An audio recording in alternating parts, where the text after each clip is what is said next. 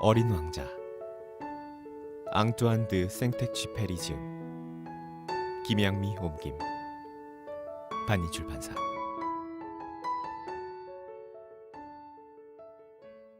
나는 6살 때 진짜 자연 이야기라는 제목의 원시림에 대한 책에서 멋진 그림을 하나 보았다.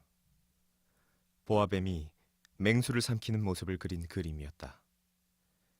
아래 그림은 그걸 똑같이 베낀 것이다. 그 책에는 이렇게 적혀 있었다. 보아뱀은 먹이를 씹지 않고 통째로 삼킨다. 그럼 몸을 움직일 수가 없어서 소화가 될 때까지 6달 동안 잠만 잔다. 나는 밀림에서 벌어지는 일들을 생각해 보았다. 그리고 색연필로 나의 첫 번째 그림을 그렸다. 이것이 나의 제1호 그림이다.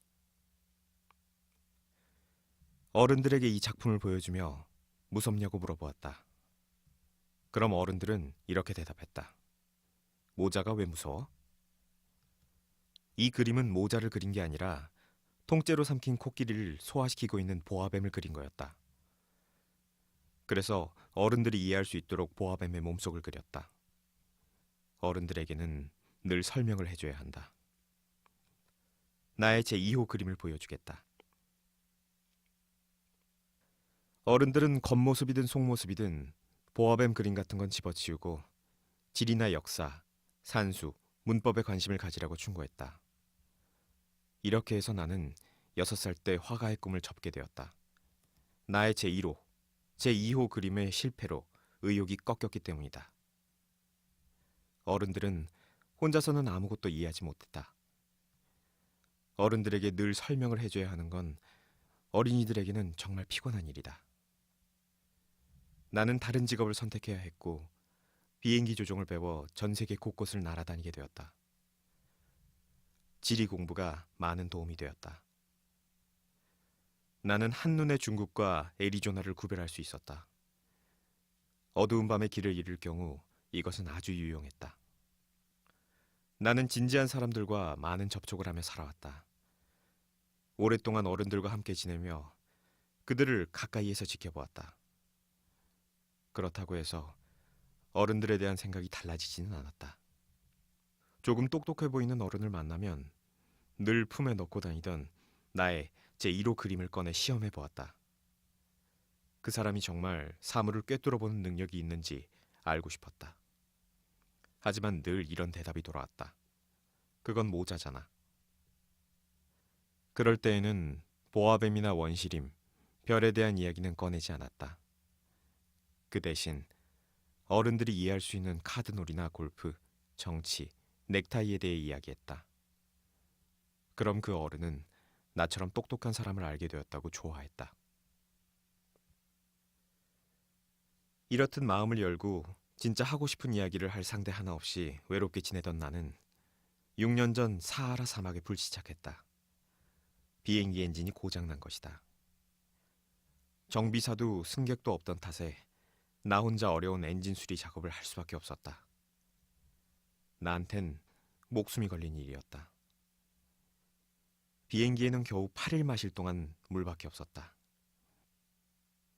불시착한 첫날 밤 사람이 사는 곳에서 수천 킬로미터나 떨어진 사막에서 잠이 들었다.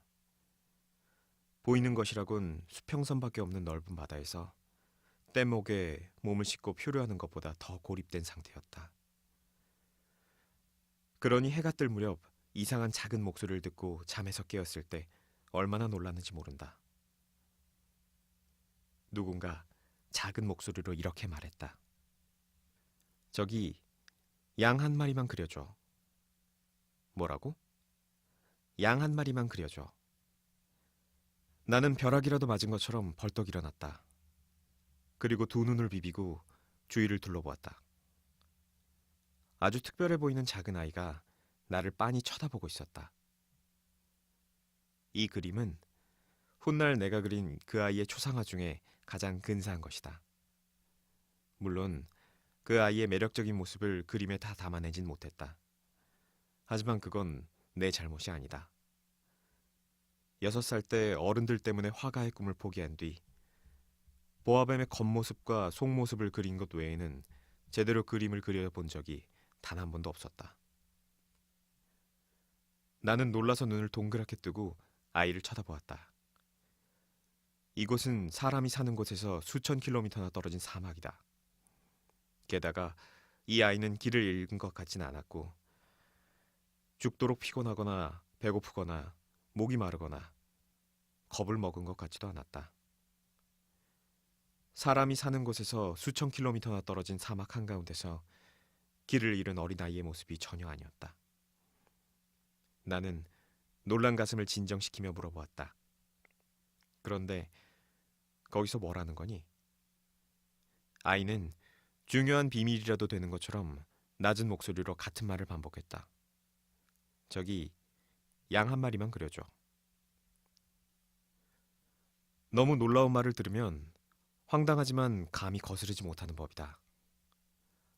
사람이 사는 곳에서 수천 킬로미터나 떨어진 사막에서 목숨을 잃을 위험에 처해 있는데 이 무슨 어처구니 없는 일이냐고 생각하면서도 주머니에서 종이와 만년필을 꺼냈다. 하지만 문득 내가 열심히 공부한 건 지리와 역사, 산수, 문법이라는 사실이 떠오르자 기분이 조금 상해서 그림을 그릴 줄 모른다고 했다. 아이는 상관없다는 듯 대답했다. 괜찮아. 양 한 마리만 그려줘. 나는 양을 한 번도 그려본 적이 없었다. 그래서 내가 그릴 줄 아는 두 가지 그림 중에 하나를 그려주었다. 그것은 속이 보이지 않는 보아뱀의 겉모습이었다. 아이는 그림을 보더니 놀랍게도 이렇게 말했다. 아니야, 이게 아니야. 보아뱀의 뱃속에 있는 코끼리는 필요 없어. 보아뱀은 너무 위험하고 코끼리는 너무 커서 거추장스러워. 내가 사는 곳은 아주 작거든. 나는 양을 갖고 싶어. 양을 그려줘. 그래서 나는 양을 그렸다. 아이는 양을 자세히 살펴본 뒤 말했다. 아니야, 이 양은 벌써 병이 들었잖아. 다른 양을 그려줘. 나는 다시 양을 그렸다. 나의 어린 친구는 빙긋 미소 지으며 너그럽게 말했다. 잘 봐. 이건 순양이야. 뿔이 나 있잖아. 그래서 나는 또다시 그림을 그렸다.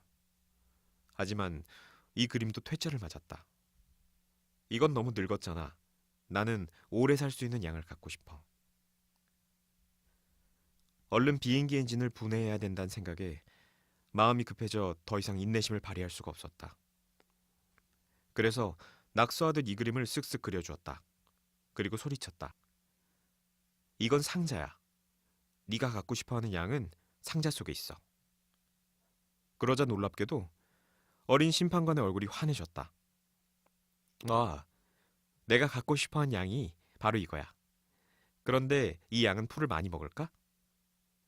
왜? 내가 사는 곳은 아주 작아서. 충분할 테니 걱정하지 마. 내가 그려준 양은 아주 작거든. 아이는 고개를 숙여 그림을 들여다보았다. 그렇게 작지는 않아. 아니, 잠이 들었네? 이렇게 해서 나는 어린 왕자를 알게 되었다.